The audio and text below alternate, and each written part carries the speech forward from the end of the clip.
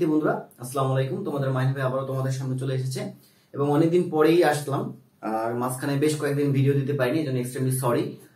তো আজকে যে টপিক নিয়ে আলোচনা করব সেটা হচ্ছে কোথায় কোথায় শর্ট সিলেবাস আছে আর কোথায় কোথায় শর্ট সিলেবাস নাই আর কোথায় কোথায় শর্ট সিলেবাস হতে পারে, তাই না? দেখো, মেডিকেল ভর্তি পরীক্ষা শেষ, আজকে মেডিকেল ভর্তি পরীক্ষার রেজাল্ট দিবে।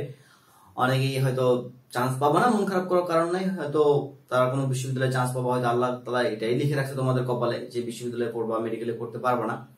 যাই হোক, বাস্তবতাকে মেনে নিতেই হবে। সো যারা মেডিকেলে চান্স ফেইল্ড হয়েছো তারা অবশ্যই এখন থেকে ভার্সিটির জন্য প্রিপারেশন নিবা।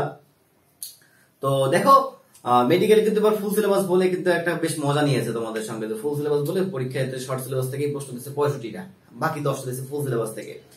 তো এই বিষয়টা এবার খুব ক্লিয়ার হওয়া দরকার যে কোথায় ফুল সিলেবাস আছে আর কোথায় শর্ট সিলেবাস আছে। হ্যাঁ, তো মোটামুটি কিছু কিছু ইউনিভার্সিটি, মানে বড় বড় যে ইউনিভার্সিটি আছে সেগুলো আর কি তাদের পরীক্ষা পদ্ধতি সম্পর্কে জানাইছে বা পরীক্ষার সিলেকশন পদ্ধতি সম্পর্কে জানাইছে, সিলেবাস সম্পর্কে জানাইছে, বাট কিছু ইউনিভার্সিটি জানায় না এখন। তো আমি সেগুলো নিয়ে আলোচনা করবো এবং যেসব ইউনিভার্সিটি জানায় নাই যে তাদের পরীক্ষার সিলেবাসটা কেমন হতে পারে, সেটাও কেমন হওয়া উচিত হতে পারে, এই সম্পর্কে আমি একটু ধারণা দিব।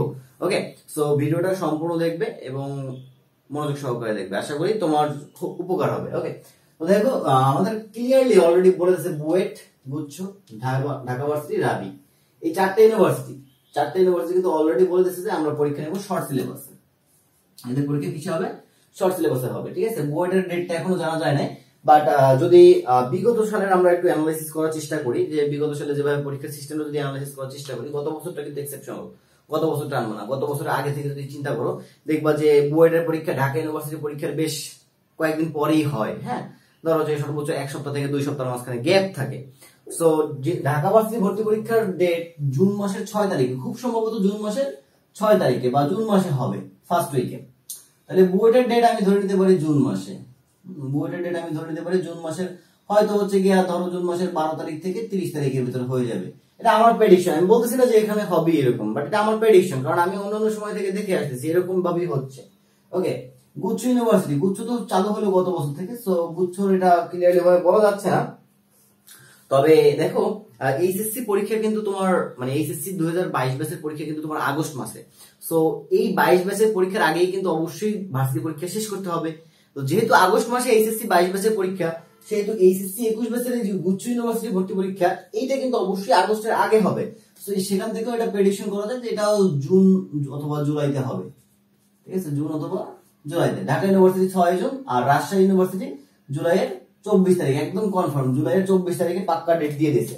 ওকে, তো এইগুলো হচ্ছে শর্ট সিলেবাসে গেছে। এখন দেখো আমাদের কাছে আর কি কি আছে, জিইটি গুচ্ছ Engineering and Technology University, GAU গুচ্ছ Agriculture University, JNU Jagannath University, JU Jahangirnagar University, CU Chittagong university.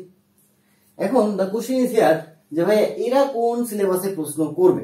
আসলে আমরা একটু ইকুয়েশনটা মেলানোর চেষ্টা করি, একটু সিম্পল ইকুয়েশনটা মেলানোর চেষ্টা করি। দেখো, জিইটি গুচ্ছ ইঞ্জিনিয়ারিং এন্ড টেকনোলজি, এর ভিতরে কারা কারা আছে একটু চিন্তা করো। এর ভিতরে কারা কারা আছে? রুয়েট, কুয়েট, চুয়েট, তাই না? এগুলো আছে, বুয়েট, কুয়েট, রুয়েট, চুয়েট। এখন একটা জিনিস সিম্পলি চিন্তা করো যে এরা অবশ্যই বুয়েটকে ফলো করবে, স্বাভাবিক, এরা কিন্তু অবশ্যই বুয়েটকে ফলো করবে। তাহলে বুয়েট যেহেতু শর্ট সিলেবাসে গেছে, তাহলে এরাও শর্ট সিলেবাসে যাওয়া স্বাভাবিক। তাহলে আমি বলতে পারি যে গুচ্ছ ইঞ্জিনিয়ারিং এন্ড টেকনোলজি এগুলো শর্ট সিলেবাসে যাবে, স্বাভাবিকভাবে শর্ট সিলেবাসে যাবে আশা করি, প্রেডিকশন রাখি। গুচ্ছ এগ্রিকালচার ইউনিভার্সিটি, এটা নিয়ে একটু পরে কথা বলতেছি। দেখো, জেএনইউ, জেইউ, সিইউ, ঢাকা ইউনিভার্সিটিকে ফলো করে 4টা ইউনিভার্সিটি একদম হুবহু ফলো করে, ঢাকা ইউনিভার্সিটিকে ফলো করে এরা পরীক্ষার ডেট, পরীক্ষার সময় সবকিছু এরা ফলায়। কারা কারা? জাহাঙ্গীরনগর, জগন্নাথ, চিটাগাং, রাবি। আমাদের রাবি তো ঢাকা ভার্সিটিকে অনেক ফলো করে। হ্যাঁ, যখন ঢাকা ভার্সিটিতে তোমার হচ্ছে কি নির্দেশ দেওয়া হয়েছে বা আদেশ দেওয়া হয়েছে যে শর্ট সিলেবাসে পরীক্ষা নিবে, তখনই আমি বলে দিয়েছিলাম যে না, রাবিতেও শর্ট সিলেবাসে পরীক্ষা হবে, কারণ রাবি অলওয়েজ ঢাকা ভার্সিটিকে ফলো করে আসে।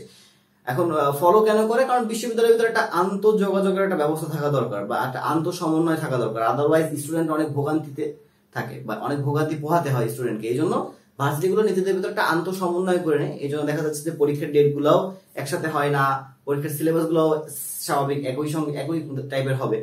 সো আমাদের সম্ভবত কি ধরো যে আমার এখন স্টিল মনে আছে যে আমি সকাল 10টার সময় ঢাকা ইউনিভার্সিটি ভর্তি পরীক্ষা দিচ্ছি, ঠিক বিকাল 3টার সময় আমি জগন্নাথ ইউনিভার্সিটি ভর্তি পরীক্ষা দিচ্ছি। ঢাকা ইউনিভার্সিটি কোশ্চেন যে প্যাটার্নে করছিল, জগন্নাথ ইউনিভার্সিটি ভর্তি পরীক্ষার প্রশ্ন সেম প্যাটার্নে করছিল। তো দুইটা ভার্সিটি সবকিছুই কিন্তু সেম প্যাটার্ন। ঢাকাকে অলওয়েজ জগন্নাথ ফলো করে, মানে জগন্নাথ অলওয়েজ কাকে ফলো করে, ঢাকাকে ফলো করে। তো সেই হিসাবে বলা যায় যে ঢাকাকে ফলো করে এবারও জগন্নাথ কি করবে, জগন্নাথ তোমার হচ্ছে শর্ট সিলেবাসে পরীক্ষা নেবে, এটা মোটামুটি শিওর হয়ে নাও। ঢাকাকে ফলো করবে জগন্নাথ এবং শর্ট সিলেবাসে পরীক্ষা নেবে। তো দেখো মোটামুটি ম্যাক্সিমাম ইউনিভার্সিটি গুলো কিন্তু শর্ট সিলেবাসে পরীক্ষা নিয়ে নিচ্ছে, মেডিকেল বাদে, মেডিকেল এক্সেপশনাল। হ্যাঁ, তাহলে দেখো রাবি আছে, রাবিও তো শর্ট সিলেবাসে চলে গেছে। তাহলে এরপর কি আছে, চিটাগাং, জাহাঙ্গীরনগর, এই দুইটা বাকি আছে। এই যে চিটাগাং জাহাঙ্গীরনগর আমি প্রেডিকশন করতেছি এটাও শর্ট সিলেবাস, এটাও শর্ট সিলেবাস, প্রেডিকশন জাস্ট। এবং এটা হওয়ার সম্ভাবনা 99% না, সরি 90%, এটা হওয়ার সম্ভাবনা 90% আমার বিশ্বাস। হ্যাঁ, আমার বিশ্বাস যে শর্ট সিলেবাসই হবে, ফুল সিলেবাসে নেওয়ার কোনো লজিক এখন আর দেখাইতে পারবে না। ওকে, এবার বাকি থাকলো দেখো গুচ্ছ এগ্রিকালচার ইউনিভার্সিটি। মোটামুটি দেখো সবগুলো ইউনিভার্সিটি কোথায় চলে গেছে, শর্টে চলে গেছে। তাহলে ওরা কিভাবে ফুল সিলেবাসে নেয়? এখন ওদের কাছে একটা কোশ্চেন যে ওরা তোমরা তাহলে ফুল সিলেবাসে কিভাবে নাও?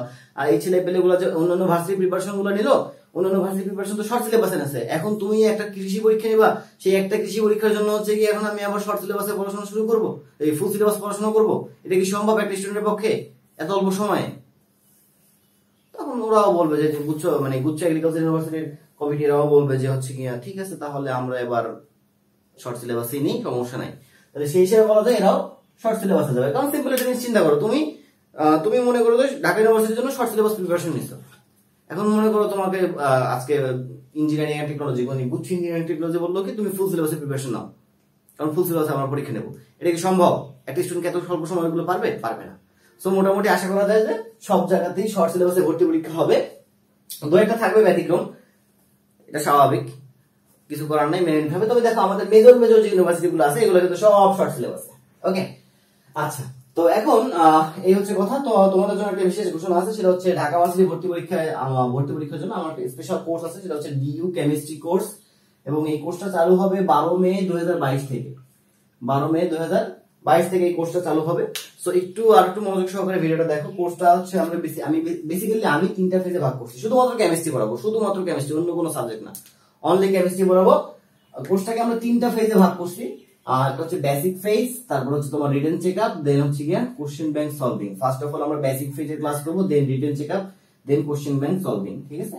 ওকে, তো ক্লাস শুরু হবে 12 মে 2022 থেকে। আর ভর্তি হওয়ার প্রসেসটা কি একটু বলে দিই।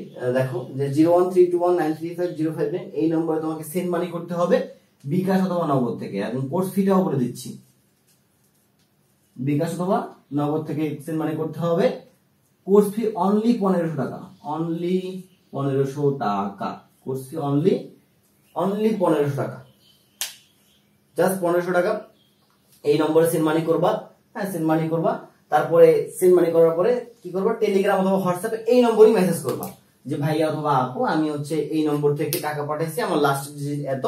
ঠিক আছে? তুমি যখন এই নম্বরে মেসেজ করবা, যখন কনফার্ম হবে যে না তুমি টাকা পাঠাইছো, তারপর কি করবা, তারপর তোমার কোনো কিছু করার নাই। তারপর হচ্ছে আমাদের কাজ, তোমাকে আমরা আমাদের সিক্রেট গ্রুপে অ্যাড করে দেবো। এবং সেখানে হচ্ছে আমরা তোমাদেরকে ক্লাসের লিঙ্ক দেবো, নোটস দেবো, শেয়ার দিব। ঠিক আছে? অনেক কিছু করবো। তো ক্লাসগুলো হবে বেসিক্যালি ফেসবুক লাইভ এবং হচ্ছে জুম অ্যাপস এর মাধ্যমে। হ্যাঁ, ইনশাল্লাহ অনেক ভালো কিছু শিখতে পারবা। আর আমি যেটুকু কেমিস্ট্রি জানি ইনশাল্লাহ সবটুকু উজাড় করে তোমাদেরকে দিব।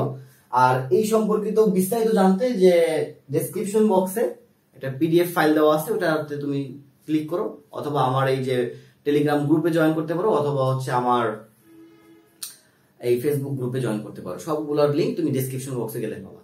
সবাই ভালো থাকো, সুস্থ থাকো, আল্লাহ হাফেজ।